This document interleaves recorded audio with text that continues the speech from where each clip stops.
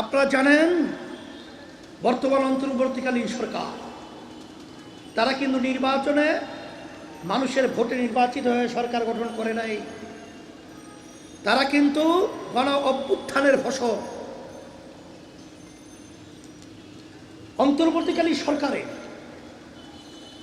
যে ঘোষণা ছিল যে সংস্কার, দৃশ্যমান বিচার, এরপরে জাতীয় নির্বাচন, কিন্তু আমরা দুঃখ সহকারে বলতে হয়, আজকে দুঃখ বুক ভরা নিয়ে বলতে হয় যে আজকে আপনি যে নির্বাচনের ঘোষণা করেছেন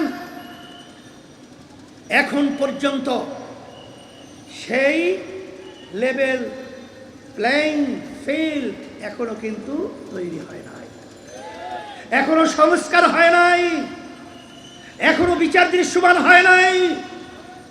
এই অবস্থায় আপনি জাতীয় নির্বাচন করবেন আর হাজার হাজার মার্কল খালি হয়েছে, হাজার হাজার মানুষ পঙ্গু হয়েছে, শত শত মানুষ চক্ষু হারিয়েছে, তাদেরকে আপনি কি জবাব দিবেন? জবাব ঠিক করে নির্বাচনের দাবি করবেন। আমাদের সামনে কিছু ক্ষমতা প্রেমিকরা আবার যেন তেনভাবে আমাদেরকে গুলির ভয় দেখিয়ে, আমাদেরকে মাস্টারের ভয় দেখিয়ে, আমাদের গুন্ডার তাণ্ডব দেখিয়ে আমাদেরকে আওয়াজ বন্ধ করবে, তোমরা ভুল করেছ। এখনো রাস্তার মধ্যে সেই চূড়াইয়ের যোদ্ধারা মাঠে মাথা উঁচু করে দাঁড়িয়ে আছে। ইচ্ছা করলেই যেন তেন নির্বাচনের মাধ্যমে এই দেশকে আমরা আর বিদেশের তাবেদার রাষ্ট্র বানাতে চাই না। আমাদের দেশে টাকার বিদেশে পাচার করার সুযোগ দিতে চাই না। আমাদের দেশকে আর বারবার সন্তান মাহারা হোক, আর সন্তান মাহারা হয়ে মা চিৎকার করবে, এই পরিবেশ আমরা চাই না। এই পরিবর্তন আমাদেরকেই করতে হবে। আমরা পরিষ্কার বলছি, সুজনের জরিপ ৭১% মানুষ পেয়ার পদ্ধতিতে নির্বাচন চায়।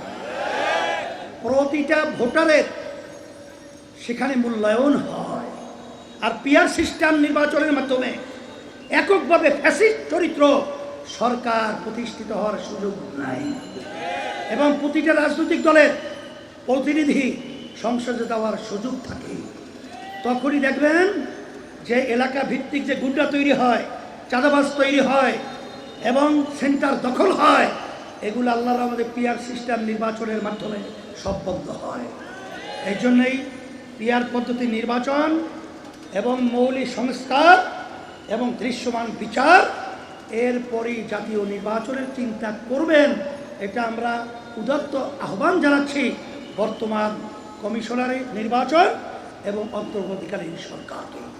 আর আপনাদের কাছে একটা খুশি সহকারে সংবাদ বলতে হয়, আজকে দেশ প্রেমিকরা, ইসলাম প্রেমিকরা আল্লাহর রহমতে আমরা ঐক্যবদ্ধ হয়েছি। আর এই ঐক্যবদ্ধের এই নারায়ে তাকবীর স্লোগানে এই ক্ষমতা প্রেমিকদেরকে বাংলার জমিন থেকে উৎখাত করে বঙ্গোপসাগরে নিক্ষেপ করতে হবে। আল্লাহ আমাদের সকলকে কবুল করুক।